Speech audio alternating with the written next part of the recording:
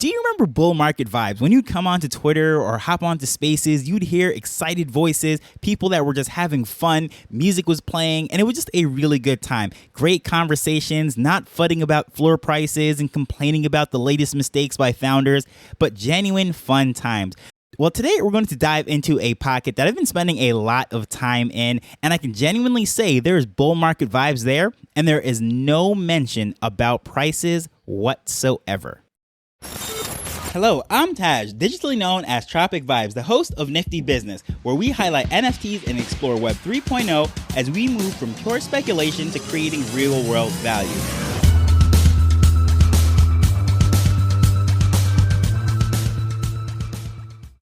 So if you're keeping track, we are officially at episode 500. I was planning to do this whole live stream thing on multiple platforms and what have you. However, that didn't go down as planned. But guess what? We're still going to do some fun things, so stay tuned for that.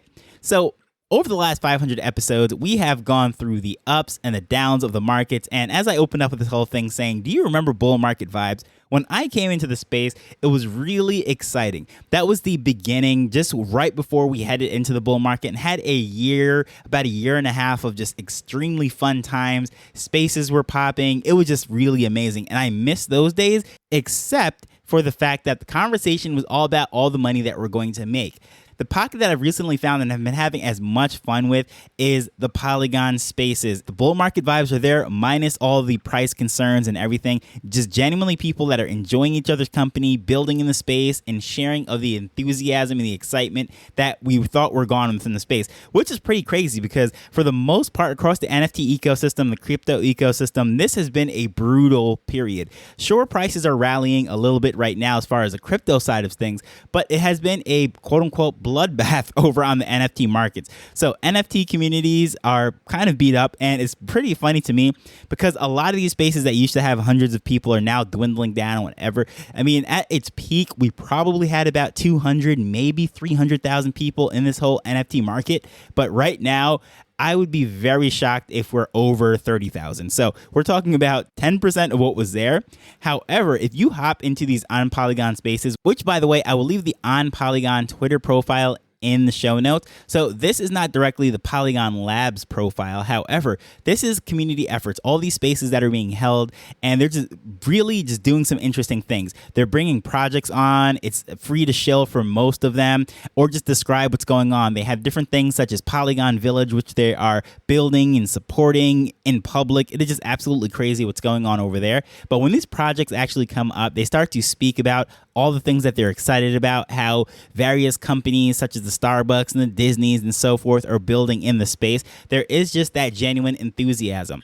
And over the last month or so, I have spent, I would say at a bare minimum, I've spent 10 or so hours in these spaces and various communities and projects that are associated with Polygon. And would you believe that I have not heard anything related to financial gains, the market being up or down at all during that time? And I think that's just very impressive. What's happening over on Polygon is very overlooked in the sense that, of course, all the money and the attention, all the building was happening on ETH, and Polygon was like the quote-unquote redheaded stepchild, for a lack of a better word, for what was happening on the EVM, the Ethereum virtual machine ecosystem. So directly on Ethereum, we know that is a layer one. The cost of building, the transactions, everything is just much more expensive. So if you're not doing something that carries the value of, say, a Basie, a Pudgy Penguin, a Doodles, or anything of that nature, it is a very tough ask to ask a community, especially when traffic starts to pick up and transactions could cost anywhere between $10 on a quote-unquote low busy time, all the way up to thousands of dollars of what we saw with like Yuga and all sorts of crazy things like that. However, on Polygon, the transactions are much cheaper. However, the fact that Matic is the native token of Polygon, and it is not even above $1 at the point of recording this. So a lot of people like to look at it and say, well, what's the point of it? There is no valid reason to have anything going on over Polygon. And if you look at the various things that are happening, that are being built on the space, and actually the market share that Polygon has compared to what's over on ETH, like the value of the transactions and everything that's secured on the Polygon blockchain just does not even compare to ETH. Like, it's a blip on the radar.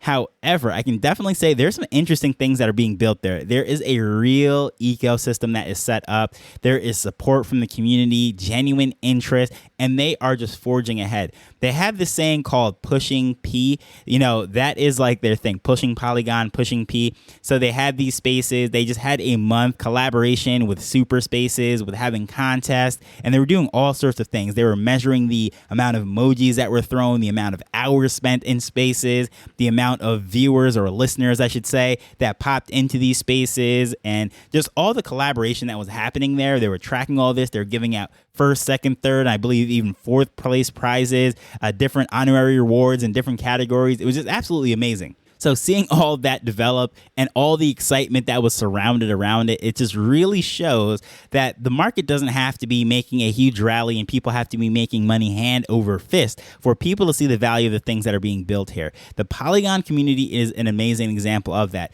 As you know, I am a fan of the Wax blockchain. That's where I came in. I know if you've been listening to every episode, you're probably tired of hearing that, but there's always new people coming in. And the Wax blockchain is very similar. It reminds me to this, that the prices are low, the efficiency of it, the speed of it, and the transactions, like gas wasn't a thing, right? So coming over to Ethereum, and it was just a different world, and it's the same vibes, the same expectations, the same excitement that I'm seeing over on Polygon. So it really reminds me of the time when I came into this space. I first discovered NFTs. My first NFTs were on that chain, and it is real interesting entry point to bring people in. Of course, as I mentioned by opening up, I said that is the blockchain of choice for a lot of companies, such as Starbucks. Their whole Odyssey rewards program, it is built on Polygon. Of course, it is not advertised up front and so forth, but we know that are in this, we are the hardcore people, if you will, that are looking at the blockchain and reading codes and scanning Etherscan or Polyscan or wherever it is. We know that Odyssey is on Polygon, but the majority of people that drink Starbucks coffee have no clue exactly what's going on there. All they know is that they log in, they get rewards, and things are happening that is of potential value. So that is just very cool to see that it is Polygon that they're building. And the same excitement of things that are being built has trickled out to the people that are really gung-ho down in the trenches in Web3. If they have fallen into this ecosystem, it's like they don't necessarily care what's happening in the market. They just know that they're making progress and they're building. And I think it is so refreshing. It is so exciting. And I've had a lot of fun. So a few things to check out that they are doing. Again, those Polygon spaces, checking out the on Polygon, like that ecosystem that they have to support developers and builders in the space. And they have interesting things. When you go to these spaces, you'll hear various projects come up and all the initiatives that they're having with their wallets that they're building that are much more user-friendly, not the seed phrase and the hardcore degen type of wallets that we are used to, such as the MetaMasks, but the things that will bring in people, bring in the masses that aren't really looking at decentralization and self-sovereign wallets and self-custody and all of that stuff, but they just want to interact with cool tech. Well, these are the type of things that is being built on Polygon, so it has a real mass appeal, and they're solving real-world problems. So unfortunately, which I could do an entire episode about all the different things that are being built within Web3 are by the techies that don't necessarily know how to run businesses. They don't have an end goal in mind. They don't necessarily have finances and sustainability as far as paying staff and all of that stuff in mind. They're just out there building stuff for the sake of building it because they're inventors. They're not necessarily business people. However, the things that are coming out on Polygon, they are legitimately trying to solve problems, and those are the things that are going to be more interesting to people on the outside of Web3. These aren't PFP projects that are being pushed. Sure, there are a few PFPs or generative projects on Polygon, but for the most part, the things that are on Polygon are things that could be used. The things that require a lot of transactions and speed. So very interesting solutions that are going over there. Even DeFi solutions, various community engagement platforms. It's just really cool what they're doing. So I highly recommend that if you've been jaded by this whole space, hopping into various ones that are complaining about Izukis and complaining about Yuga and all these big projects, I would highly recommend that you, rather than taking a break from Web3 and just ignoring everything that's being built, I would recommend and encourage you to just take a look at what's happening over at Polygon. Again, I will say it has been a real breath of fresh air, and I can say 100% I am not affiliated with On Polygon or The Village or anything that they are doing over there.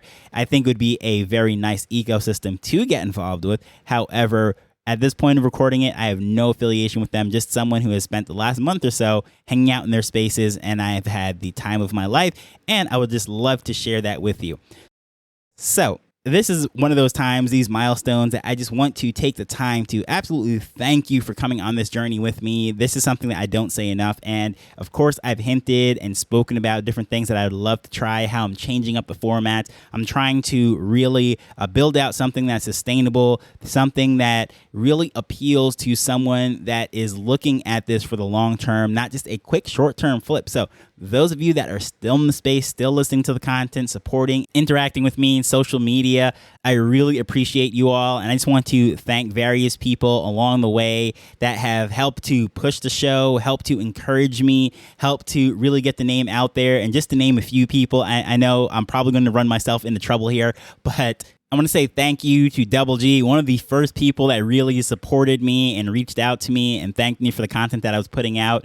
I want to say thank you to Chibi Nation for shooting out tweets and any of the content that I put out, especially the dancing chibis and anything that I say. I just really appreciate the interest and the support. Sarah and Jessica with the Rock Your Socks project. I mean, still to this day, the piece of content that has been shared the most as far as this show has been the first interview that I've done with you guys. And that was absolutely amazing. And I hope it really has given you as much exposure as it has for me. So I really appreciate that. And the fact that it lived on, you had it pinned on your profile for so long. And just a lot of people were seeing that. So I really appreciate that. Normally, when I interview someone, I'm the one who has to push it out and promote it and share it. But you guys really ran with it and put it out there. So that was just really cool. And I appreciate that a lot.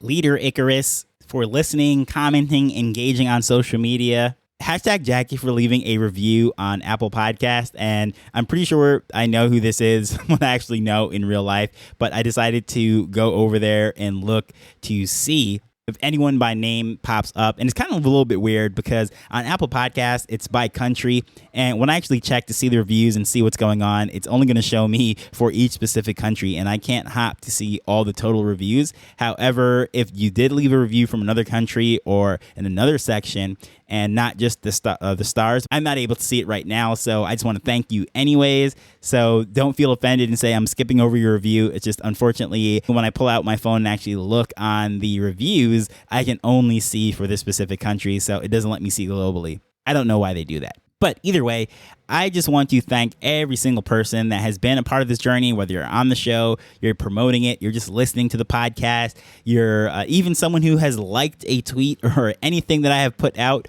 now that Threads is out and about and I'm over there at LinkedIn, all these other places that I am putting out content and I'm producing, whether or not you even let it be known that you're helping to support the show. I just want to thank you for coming on this journey with me as we're learning and building Web3 together.